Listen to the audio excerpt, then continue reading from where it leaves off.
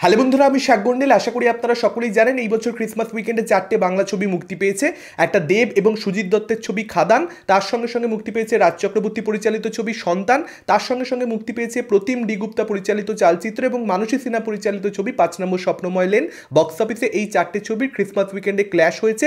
চতুর্থ দিন অর্থাৎ সোমবার দিনে এই ছবিগুলোর বক্স অফিসে পারফরমেন্স কীরকম কী ছিল সেটা নিয়ে আলোচনা করব। আপনারা সকলেই জানেন এক্স্যাক্ট ডেটা পাওয়া যায় না, যে এক্স্যাক্ট নাম্বার জানাবো কত কালেকশন হচ্ছে সেটা আমাদের পক্ষে কখনো সম্ভব হয় না, মেকারদের পক্ষ থেকে সবসময় জানানোও হয় না, যে কারণে বুক মাই শো ট্র্যাক করে যেটা অলমোস্ট ফুল শো ডেটা কিংবা হাউসফুল শোর ডেটা সেটা সম্পর্কে আপনাদেরকে জানাবো। সেটার থেকে আপনারা একটা পরিষ্কার ধারণা এখানে পেয়ে যাবেন যে কোন ছবিটার পারফরমেন্স কীরকম কী ছিল পার্টিকুলারলি সোমবার দিনে।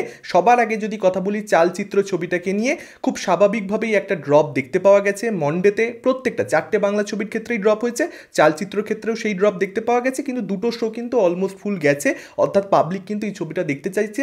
সেকেন্ড উইকেন্ডে যদি প্রপার শোজ নিয়ে ছবিটা আসে সেক্ষেত্রে হয়তো আমরা দেখতে পাবো যে এই ছবিটাও কিন্তু কোথাও একটা গ্রো করবে।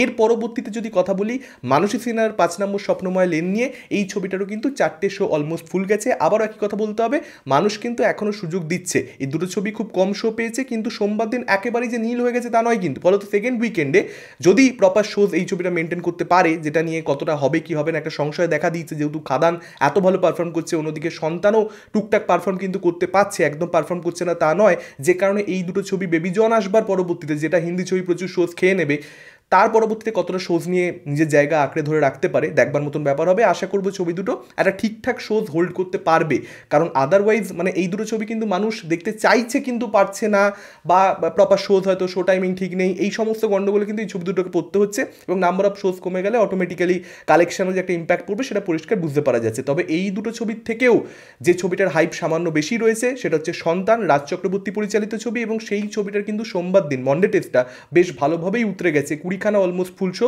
এবং 5খানা শো হাউসফুল গেছে, অর্থাৎ টোটাল নাম্বারটা দাঁড়াচ্ছে 25, যেটা 60-এর অধিক ছিল রবিবার দিন, সেটা 25-এ নেমে এসছে, অর্থাৎ হোলটা কিন্তু এখানে ভালো, সেটা পরিষ্কার বুঝতে পারা যাচ্ছে। এই 3টে বাংলা ছবির থেকেও যে ছবিটার হাইপ সব থেকে বেশি, মারাত্মক হাইপ, ইনফ্যাক্ট এরকম হাইপ বাংলা সিনেমাতে দেখতে পাওয়া যায় না, আমরা এটাকেই এতদিন মিস করছিলাম, খাদান। সেই ছবিটার কিন্তু রবিবার দিনের পারফরমেন্স নিয়ে আগে একটুখানি কথা বলতে হবে, কারণ রেকর্ড হয়ে গেছে, যেটা আমি একদিন বলেছিলাম রেকর্ড হতে চলেছে, এবং রেকর্ড কিন্তু হয়ে গেছে। আপনাদেরকে জানিয়ে রাখি মেকারদের তরফ থেকে কোট করা যে 230খানা শো অলমোস্ট হাউসফুল মিলিয়ে গেছে। 230, ঠিক আছে, নাম্বারটা হিউজ হিউজ একটা নাম্বার। 230খানা শো মানে মানে জাস্ট ভাবা যাচ্ছে না, কারণ আমরা নর্মালি 130টা কি আমরা ব্লকবাস্টার একটা রেসপন্স মনে করি, সেখানে দাঁড়িয়ে 230 হিউজ একটা নাম্বার এখানে এসছে। এবং তার সঙ্গে সঙ্গে এটাও জানিয়ে রাখা দরকার, মেকার অফিসিয়ালি কোট করেছে 3 দিনে 3.5 কোটি টাকা বক্স অফিসে কালেকশন হয়েছে এই ছবিটার, অর্থাৎ মারাত্মক একটা ওপেনিং উইকেন্ড, যেটা বাংলা সিনেমার ক্ষেত্রে আমরা দেখতে পাই না। রেকর্ড হয়ে গেছে, জাস্ট রেকর্ড হয়ে গেছে। এবং সোমবার দিন এই ছবিটার কীরকম কী বক্স অফিসের রেসপন্স থাকে তার উপর অনেক কিছু ডিপেন্ড করছিল, এবং আপনাদেরকে জানিয়ে রাখি মন্ডে টেস্ট এই ছবিটা মারাত্মকভাবে পাস করেছে, দুর্দান্ত রেসপন্স দেখা গেছে, মারাত্মক। 56খানা শো অলমোস্ট ফুল এবং 11খানা শো হাউসফুল গেছে।